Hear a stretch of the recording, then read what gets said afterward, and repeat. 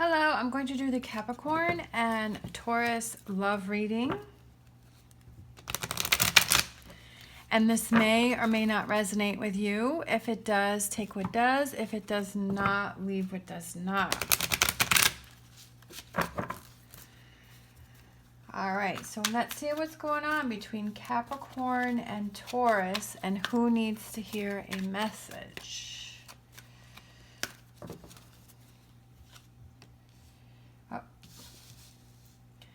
Stay optimistic about your love life. Positive thinking and faith will bring you romance. And we have retreat. It's time to disconnect from the world. So maybe the two of you need to get away. Maybe you need to focus on just the two of you. It could be that you do a staycation. It could be that you maybe plan a trip for the two of you to get away. It could be that you just have a few hours or half a day where the two of you go do something fun, where the two of you can reconnect. I feel like maybe, you know, kind of the pressures of the world are getting to each other, that there may be some disagreements, that it may help you to, like, you're not feeling optimistic about your life, especially with that card having coming upside down, is that maybe you're not feeling positive about your relationship, that you're not feeling positive about your connection with your person. And is that because maybe the two of you have, you know, there's some distance between the two of you? Maybe it's, you know, planning something, getting in that neutral area, that neutral zone, that neutral place where you feel comfortable enough to talk with your partner. Okay, we've got Ace of Cups, relationship. Definitely stuff going on with your relationship here. We've got 10 of Cups. We've got the Queen of Swords. We've got the 9 of Swords. We have the 3 of Wands. We have the Ace of Wands. We have the Wheel of Fortune and the King of Swords. So I definitely feel that there's change within the relationship. You're definitely worrying about things. Yeah, it is worrying when your relationship is not positive. When your relationship, you feel that disconnect with that person. There's that worry, there's that stress. It's like, okay, what's going on here? It's not feeling right. It's not feeling the same. I'm feeling the distance. Could it be some things that you're holding on to that maybe you were projecting that energy, that frustration into the relationship, and your partner is just reacting to what you're putting out there? It also doesn't always have to do with the other person, but it also could be with what energies are we putting out there? What are the signs and the signals and the energies that we're putting out to our partner? Maybe thinking about that. Is there something that we're frustrated about that we didn't really work through with our partner? And so we're putting out this energy, and that's making that other person become more distant. Have they asked us, are you okay?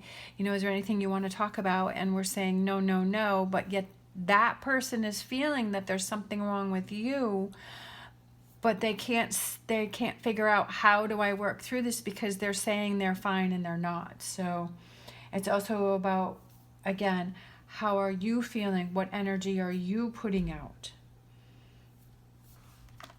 All right, so let's get some clarifying. I do feel that, you know, going to the neutral ground, having that place where it feels that you can express how you're feeling or talk about how that other person is feeling. It's definitely this, you know, working on that relationship. I do feel that you're going to be able to get past it. I do feel that the two of you are going to be able to overcome this, but it's also about the two of you being in that same frame of mind of wanting to work on the relationship and get past this. If it's only one person, then that's not going to work. Like I said, maybe with this retreat here, disconnecting from the world, that kind of lets those walls down. I feel like there's a lot of walls up between the two of you. There's a lot of emotions and feelings going on here, okay? There's a lot of things going on, but it's also about having that new start, okay? Kind of like taking that leap of faith to make to do those things in order to fix this instead of accepting the way things are. And I feel like it's definitely going to make you feel very rewarding within the relationship, because I almost feel like it shows the other person that you're making that effort. Growing, yeah.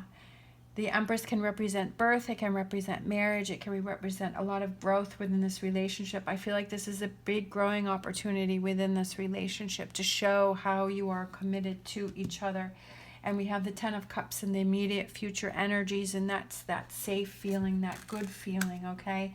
Not feeling like you're having to walk on eggshells. Maybe one or both of you are feeling like, oh, I have to walk on eggshells around this person. It's driving me crazy. I'm not sure what I should do or what I shouldn't do. You know what I mean? How am I going to get past this? Not being able to get past this is making me feel like I just want to put up walls and I want to close those doors and I don't want to deal with things. And it's creating more distance between the two of you. And not helping things. I feel like there's a lot of tension and there's a lot of stress between the two of you, okay?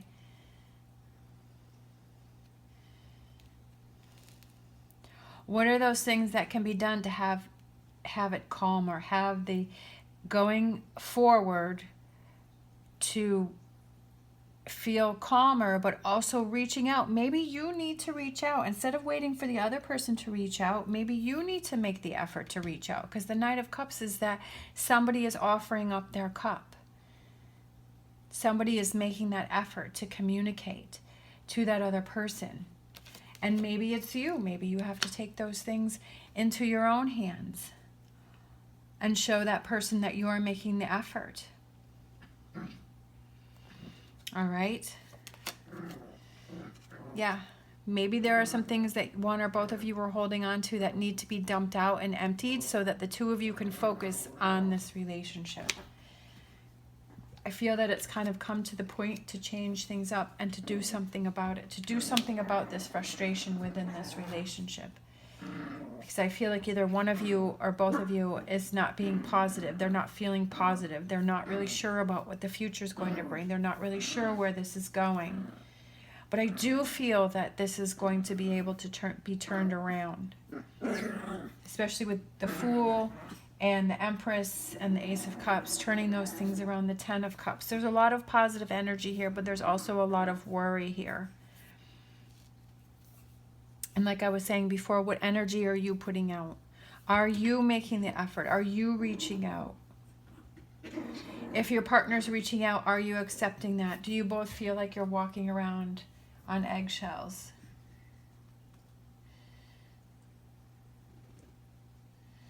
And that's something to look at.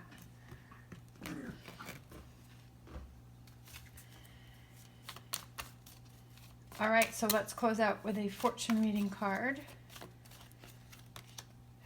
Proposal. A romantic or business opportunity is indicated, okay? I feel like the two of you are going to be able to work this out. I do feel that. And it's all about, you know, the energies that you're putting out, being open to hearing the other person's side, to hear what they have to say, and both of you being in the energy of wanting to work through this. I do feel if you're in that energy, you will be able to. And I feel like these rings also represent your relationship moving forward, you know, to being more committed. You know, if you're already married, you know, maybe it's that feeling of more of a commitment. If you're dating, then, you know, maybe it's becoming exclusive or engaged or whatever that is that stronger bond, that stronger commitment between the two of you, because you've been able to work through this, because you've been able to see, okay, what am I putting out? What are they putting out? I know that there's a problem in the relationship. I'm worried about that, so I'm ready to reach out and work on that. All right, thank you so much for watching. As always, stay positive, stay safe, and I will see you next time.